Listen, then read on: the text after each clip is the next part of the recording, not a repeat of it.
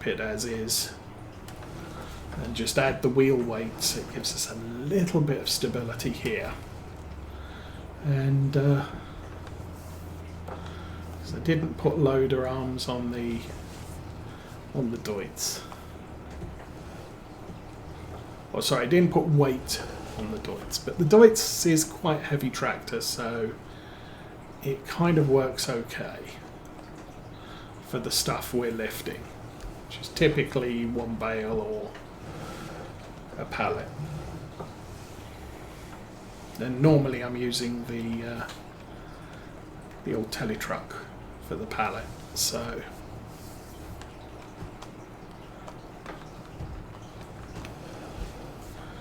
I'm not doing quite so well with this. I think the thing with the telly truck is it's a little closer to the ground, so I can better judge putting it on the loader for the trailer.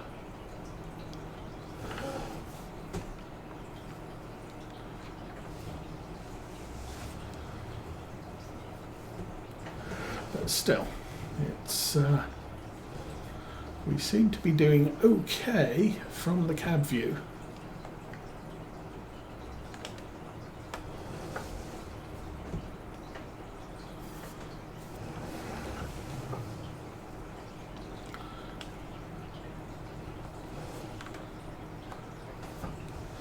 I think 24 bales, we missed. 24 bales, typically about 17,000 income.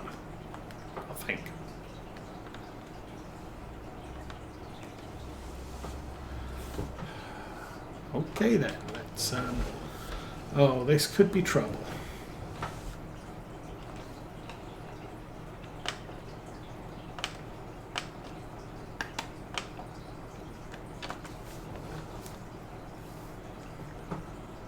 Alright. So yeah, problem there, the bale got stuck on the spike, which sometimes happens with crates as well, pallets. So the easy way to fix that is drop the fork or drop the attachment and then reattach it. That usually frees up whatever's sitting on it. So if I was using pallet forks and a pallet got stuck, just let it go. Again, what's the problem?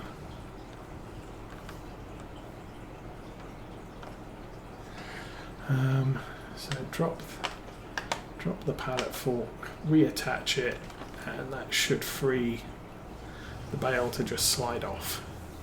And the thing that I was worrying about was the loader going to steal my pallet fork or bale spike? And the answer is no. Doesn't take a bale if it's got a spike in it. So that's kind of a good thing.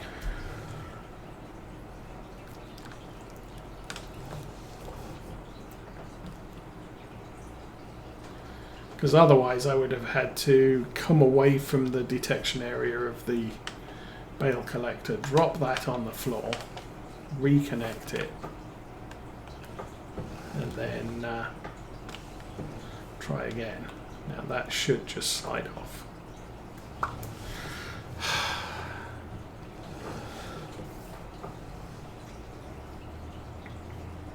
An annoying number of bale issues today. Though fortunately we didn't have similar problems with the pallets. Who are you and why are you stopping outside my house? Okay, bye. Oh, somebody else.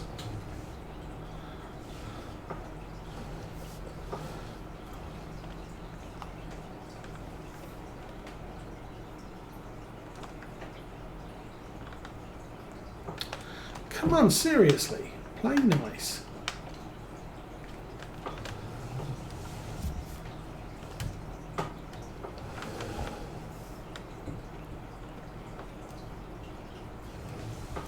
I don't know.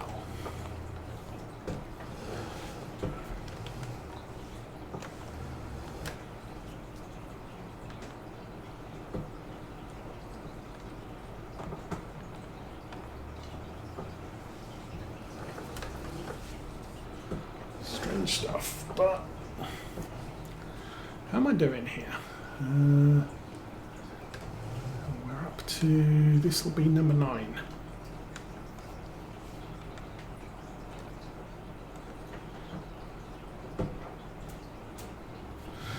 No problems with that one.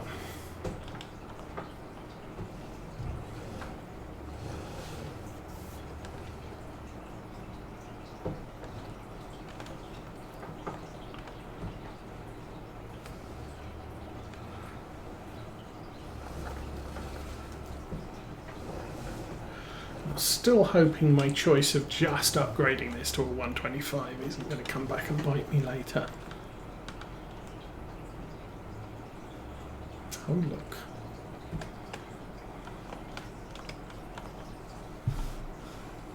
Don't do that.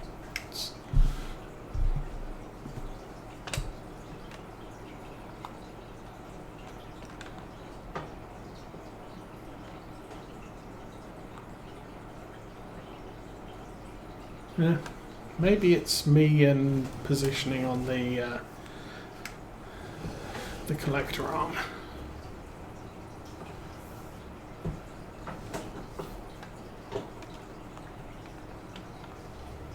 Still.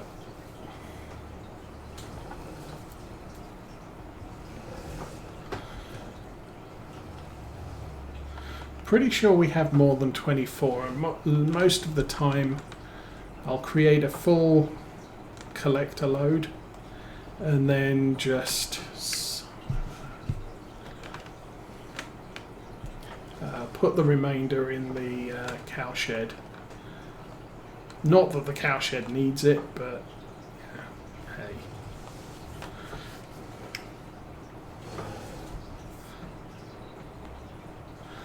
It delays us running out of cow food anytime soon.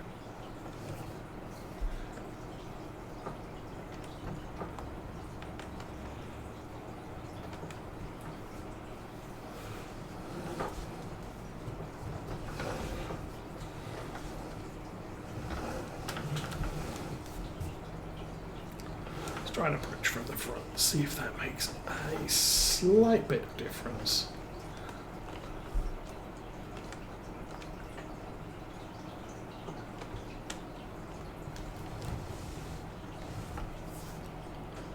Oh. I'm about to have a visitor. So bear with me, I will be back in a moment.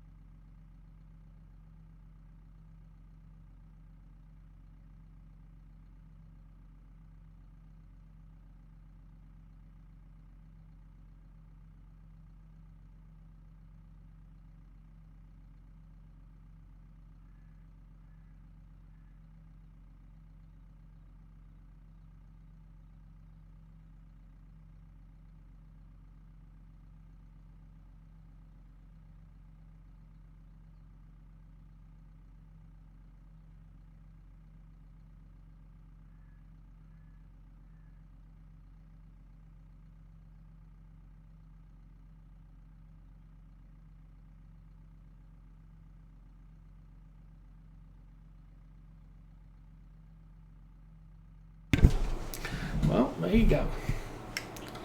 We just had a political survey about... oh, crap. Right. Try and get that back on there again. And no, that is not coming off. And off it goes.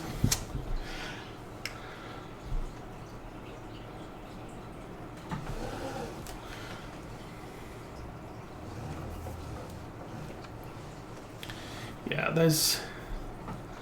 there's a lot of issues that you can't take anybody's word for the up and coming political season. And if you want to know what the Democrat stands for, listen to what the Democrat says and does. Don't listen to what the Republican says they're going to do, because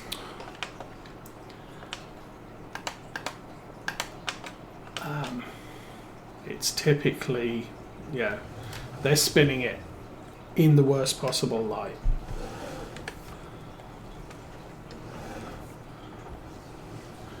It's like our governor's opponent has certain views on abortion. However, our governor is saying she has very restrictive views on abortion, whereas she has a little bit of consideration. So it's not, no, you can never ever ever have an abortion. It's under certain situations you can. But the governor's lying about it and saying, oh no, she said no for all reasons, never, never, never. And she hasn't. But you wouldn't get that from the opponent.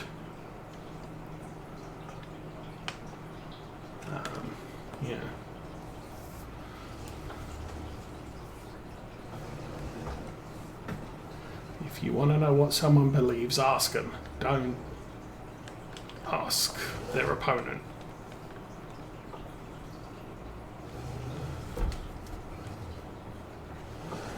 Now, that's not to say some politicians don't lie about things, but unless you know otherwise, and if you know, a politician says this and they lie their butts off all the time, then okay, that's a good indication that what they say is not what they mean quite frequently, and therefore that wasn't good. You probably don't want to believe them when they say other things either. I mean, that was one of the things back when I was in England. Politically, I did not agree with anything that Ken Livingstone stood for. However, as a politician, I trusted him because he'd said what he stood for and he did what he stood for. So you could trust him to do exactly what he said he was going to do. And I respect that of him. Don't know if he's still alive, but Whereas other people, his opponents were saying, oh, he does this, he does that. He said, no, he doesn't. Doesn't believe in any of that. Because he was, I guess I would call him politically misguided from my point of view, but, as far as an upright, honest person, I figure him to be trustworthy. But most politicians these days I wouldn't trust as far as I could spit.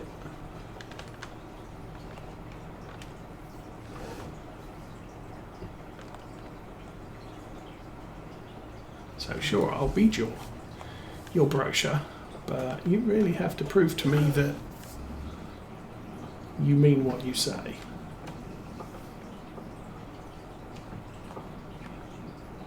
How are we doing here? I have completely lost count in bales. Or there might be room for 3 more, or there might not. 1, 2, 3, 4, 5, 6. 3 6s are 18. Oh, we might get 6 more on. Definitely get 3 more on.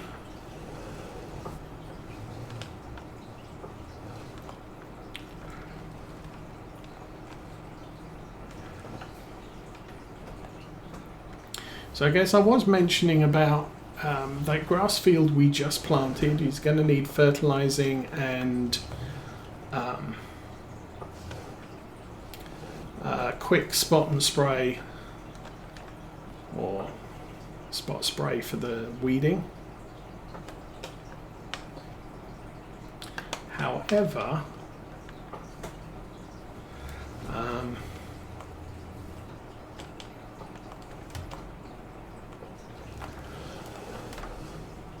I'm not too fussed if we go out there in March and it's ready to harvest.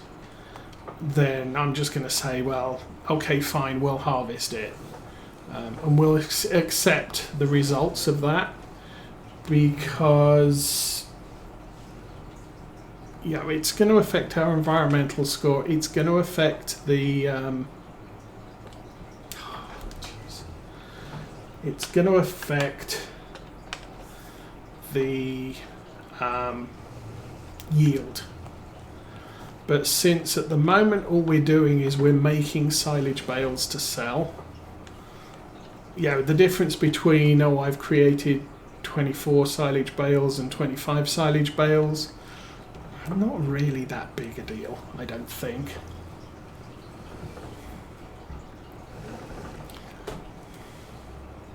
I mean, obviously, once we get to June, I'm going to want to make sure that the environmental score coming off our silage is maxed out, because then our environmental score bonus will be maxed out when we come to selling our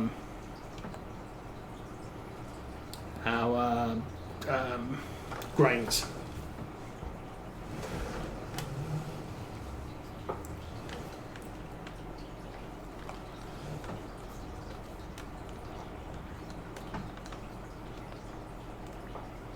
So that's really where where it sort of starts playing up. Is I'm not too worried about our environmental score bonus is 13% versus 15%, because I think 15% is quite a difficult target to achieve and may adversely affect your yield.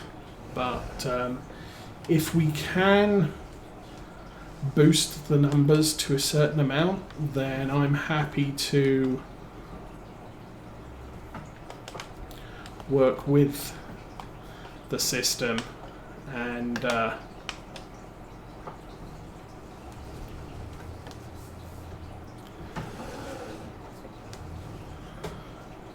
do what we can to make things the best. And obviously going forward, since after this winter we won't be ripping up that grass field and replanting it, that will mean that the only thing we're worried about is the nitrogen and pH. We may be, I guess, putting lime down in fall and letting that sit over winter, and then fertilizing it each time, and keeping that production as best we can. But we're really looking at yield on that for most of the year.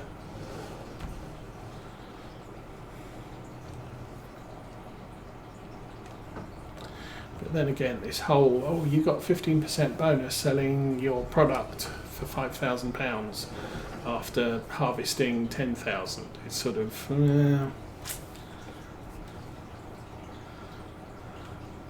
10% bonus on 5,000 is 500. So do I really need to worry that much?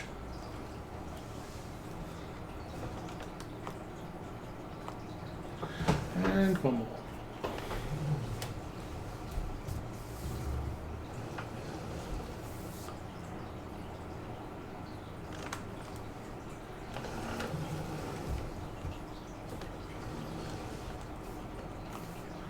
I think for the first time in a couple of months now, we have not got a new set of bales to wrap in the same month that we're unloading them.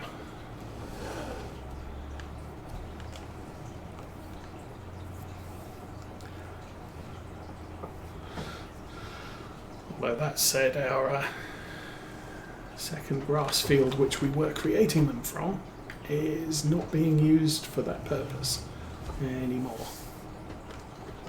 Okay, should I keep the spike on the Massey? No, I don't want to be driving down the road stabbing people and deer.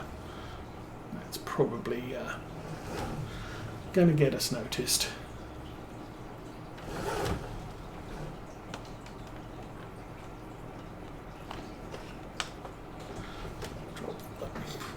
Seriously? Try that one again. Okay.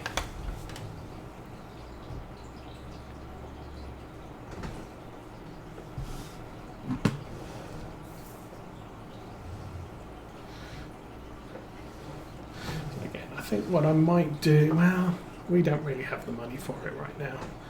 I was thinking maybe what I could do is look at some sheds, but really, engine off, not too fussed about that right now. We don't have the money for it, and demands are really, I think really we're looking at equipment and 189 at the bale market. Okay, 189, so we're pretty much a good price. I'm not going to worry too much about 3 cents. That's kind of funny. You get in the tractor, you start turning the wheel, and it says, oh, the engine's not running. Yeah. My car doesn't tell me that.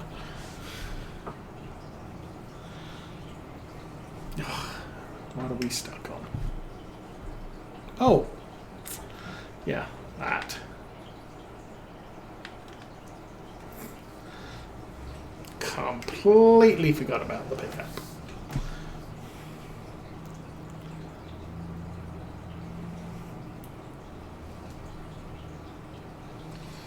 So I think that's everything sold.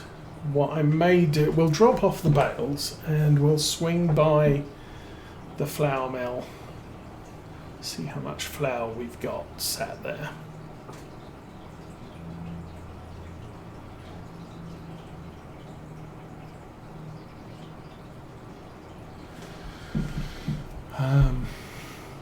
And I might, I don't think I'm too worried about, obviously this time of year we don't have any income, but come March I don't have too much qualms about maybe borrowing some money and buying some stuff that I'm interested in, because I know we can make back the money on baling contracts.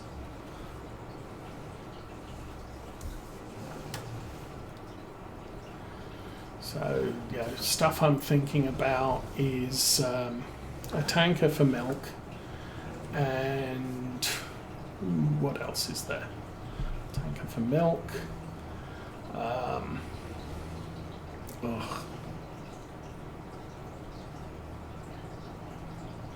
Oh, Field 55 or whatever it is. I think that would be nice to have. But we don't, as I said, we don't have to buy that until closer to harvest. We just need enough time to make sure that the nitrogen's at a good level, and all of the other, the weeding and such is set in time for the harvest.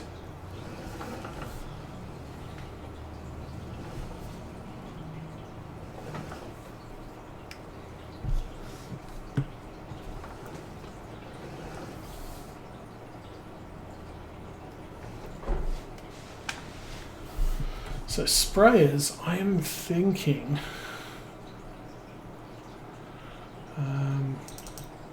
when we upgrade, I'm probably looking at something like that or the red one, and they both come with the spot spray But that's 39,000. Well, that's, yeah, see, that puts us at 105 right off the bat without extending the arms or anything else like that. However, once that's done, I can extend the arms as and when I want. Just extend them all at the same time, don't go in steps. Alrighty, here we go. Selling the silage.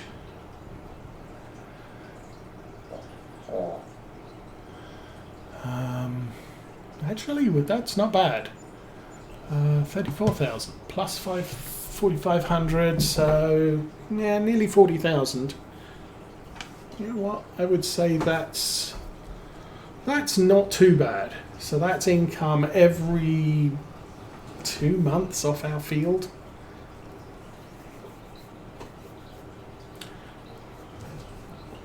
Shall I back up for you? Okay, there we go. Ideas.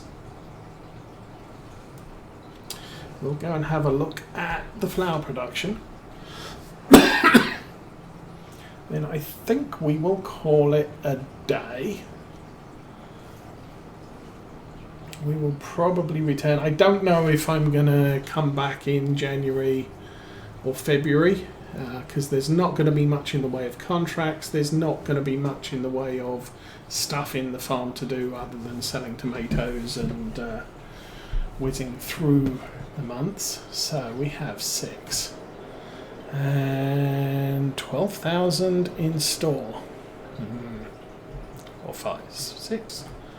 So we got 18,000. Is that 18,000 litres? Yeah, we got 18,000 litres of flour. Good grief, that's crazy amounts. That's production. We are almost all of the way through the wheat. We've still got a couple of months of barley to go. So, yeah, we are going to be chomping through the flour quite quickly. I could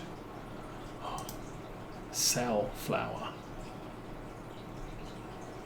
Sell flour. Where is flour? Flour. There. Best price 697. Current price is 693. 679, 693. So, yes. Selling the flour that we've produced right now is definitely a good plan, but I will do that off the camera. We'll have more money when we come back in spring. But I will then trip through January, February, and then we'll come back and get working the fields again. But I think for now, everyone have a good weekend. We will be back next week with possibly kids in the background. But for now, have a good time, and I am